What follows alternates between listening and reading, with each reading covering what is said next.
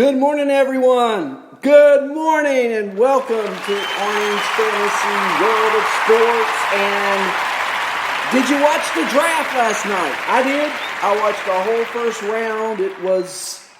I thought they did a really good job with it. The thing is, unless you go out and watch college games, you don't really know a lot about these college players. Fortunately, I had that chance to do that, and maybe not this year so much, but up till this year, I did watch a few games before everything was called off.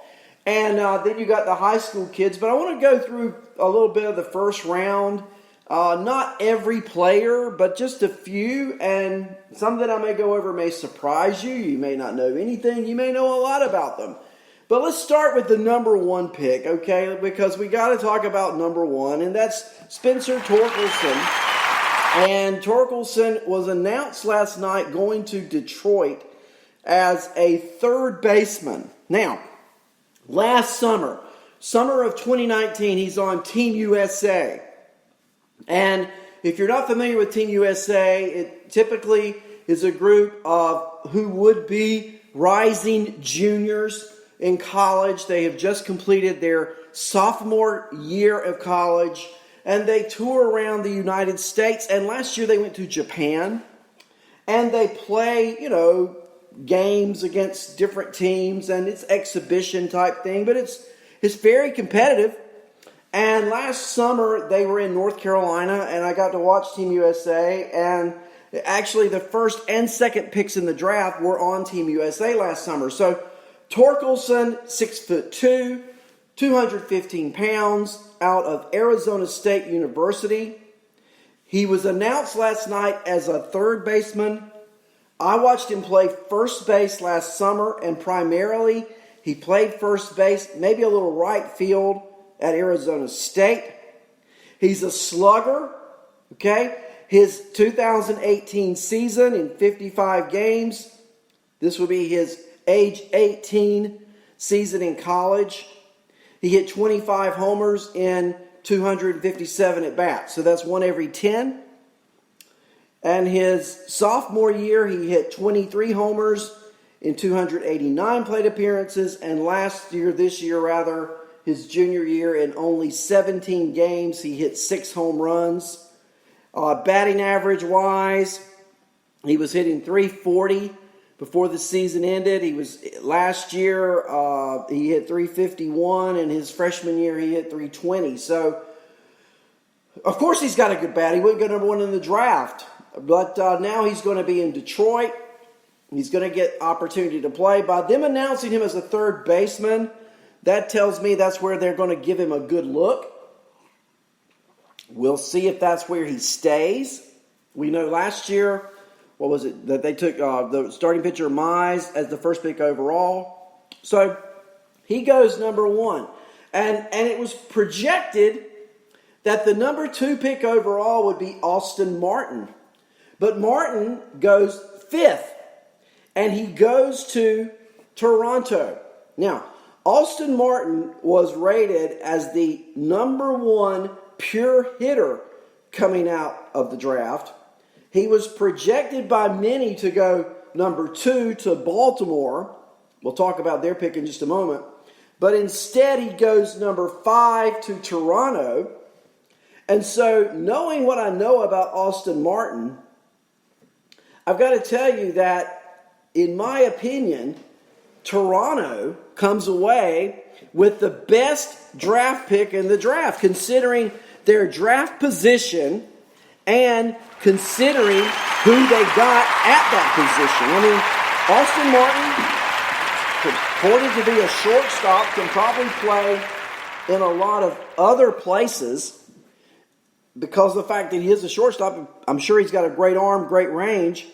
We know that Bichette is the shortstop right now in Toronto, and he's fairly young, right? Just started last year. So, Toronto, great pick at number 5. I think it's the best pick of the draft, personally, because it was questionable who was number 1, Torkelson or Martin, and for Toronto to get Martin at number 5 is a real coup, in my opinion. Now, looking at the number 2 pick, Heston Kjerstad. And you form impressions of kids. You can't help it, right? Kerstad was on Team USA. A lot of the players last year on Team USA. Now, remember, it's a fairly relaxed situation. You don't have a grandstand full of folks, okay? And so players typically speak to the fans, sign autographs for the fans. It's a light batting practice. Not Heston Kjerstad. He ran away from the crowd. He wanted nothing to do with the crowd. And I'm just telling it like it is, okay? So, you talk about getting big leagued by a college kid. That's what happened to the fans. While Torkelson and Max Meyer and Asa Lacy are enjoying and appreciative, I think, of the crowd that came out, Kjerstad was not. So I'm not a Kjerstad fan. I'll just tell you, I am not a Kjerstad fan. Baltimore got him. He's probably one of the best left-handed bats. But I really had a problem with the way he treated the fan base, and there weren't but about 50 people there. It wasn't like the place was packed. So enough of that. Let's move on to these two pitchers. Now, Max Meyer and Asa Lacy go 3 and 4. Meyer goes to Miami, and Lacy goes to Kansas City. Meyer a righty, Lacy a lefty. I saw both of these guys pitch last year with Team USA, and they are both specimens. They are really, really good. And so Miami adds a great arm, and Kansas City adds yet another great arm. And it appears that that's the way Kansas City, they have Kowar, they have Springer, now they have Lacy. Kansas City, look out, they are really building an arsenal of starting pitchers. And I know that they're aching, but remember, this is the Royals.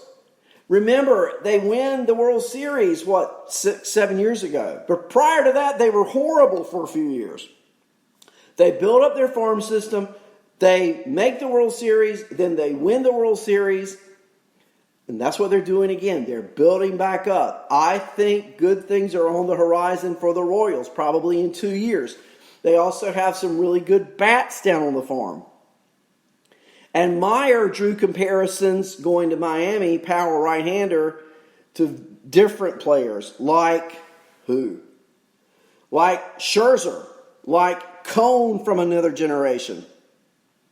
And if Meyer has that kind of ability and produces at the major league level, then the Marlins, they scored big last night. But I still like Toronto coming in 5 and getting Austin Martin. I think you're going to hear a lot about Austin Martin. Write it down. And if you're in a dynasty league, when Austin Martin comes along, you better get him. Now, I'm not going to go through the entire first round. I did cover picks 1, 2, 3, 4, and 5. I want to spot around a little bit and talk about a few more, okay? I want to talk about what the White Sox did at pick number 11 with Garrett Crochet. Garrett Crochet, a left-handed pitcher, and his arm slot is very similar to Madison Bumgarner, maybe with a little more velo than Bumgarner. And he goes to the White Sox at 11. And man, the White Sox, are they just not going to be loaded with pitchers? I mean, come on, they got Kopech, who's not even officially at the major league level yet. They go out, they make the trade with Chicago. They have Giolito. They're going to have a really good pitching staff. In fact, some would say, like me, they already do. But Garrett Crochet is a strikeout pitcher picked at number 11 by the White Sox. And remember, Carlos Rodon is coming back from TJ surgery. Another pick I want to talk about, number 13, Patrick Bailey out of North Carolina State, going to the San Francisco Giants. Bailey, good power, good defensive catcher, good arm, great pick for the Giants at number 13, I think. Now, might they trade him somewhere along the line? Sure. I know there's a prospect in waiting But Bailey has all the tools, All-American at NC State. Justin Foscue for Texas, a pure hitter. Texas got a good player last night, and he's the first second baseman to go in the draft, and he goes at number 14. Bailey was the first catcher. He goes at 13. And then there's this kid picked at 16 by the Cubs, who I've seen play, Ed Howard. And I think the Cubs fans will fall in love and stay that way for a very long time with Ed Howard. A great pick, athletic, fast, power, the hit tool, good defense. He's got it all. He's from the area, so he'll have a strong fan base to come out and see him play.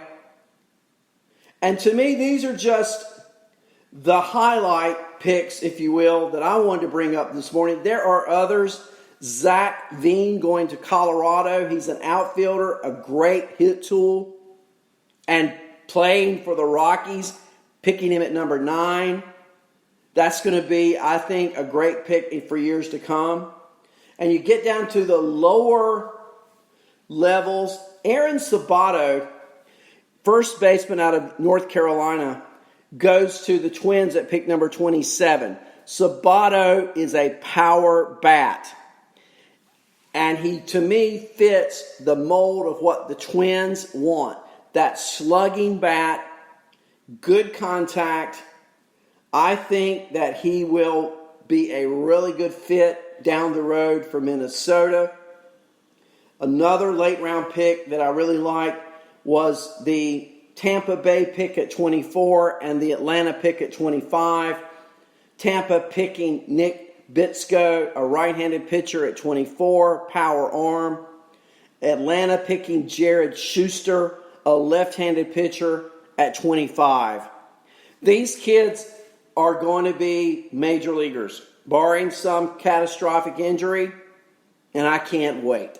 Now, let's turn our attention just a moment to the major league level. Can we do that, please? Because as we look yesterday and listen yesterday, I thought it was interesting what Commissioner Manfred said, how he said it. He comes on yesterday and says there will be baseball. I mean, it was incredible, the fact that he guaranteed a baseball season. And so I'm looking forward to now holding them to that. And so it was a great way to start the draft by making the announcement that baseball will be played in 2020. The question is, of course, how much, how often, how will it affect the postseason, how will it affect fantasy? And I want to go with that for a moment. Okay, let's take this position. Let's have a real positive show today, shall we? So there's going to be a season. Manfred said it. Now, I've drafted my teams. I guess we've all drafted our team. We love a draft, don't we? I mean, the biggest, funnest day, the funnest day is draft day. And you draft your team, and you get your players, and you're ready to go.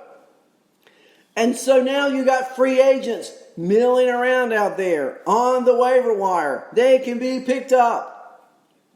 Are you going to make moves?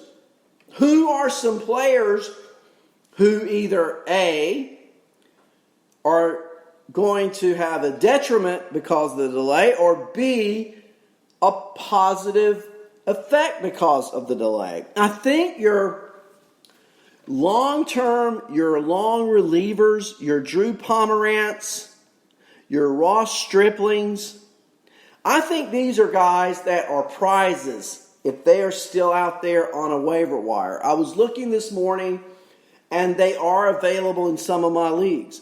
Why do I think they could be prizes? Here's why. So we're going to have an abbreviated season. I don't know how soon starting pitchers